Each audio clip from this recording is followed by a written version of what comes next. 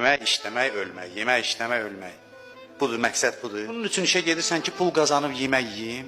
Hələ utanmaz səhər bir mahnını da qoşmusan, elə bil ki, bir keyf eləməli bir yerə gedirsən. Yəqin ki, onun üçün qoşmusan ki, ürəyin narahatdır, bilirsən ki, düz eləmirsən. Adam yemək üçün işə getməz. Bəs neyinirsən, deyirsən işləməyək? Yox, valla, harada dedim, iş düz elə söz deyim, işləməyin.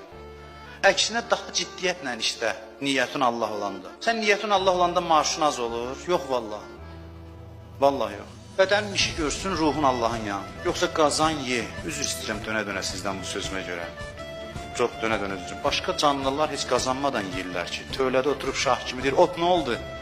Gətirirlər, otu verilir.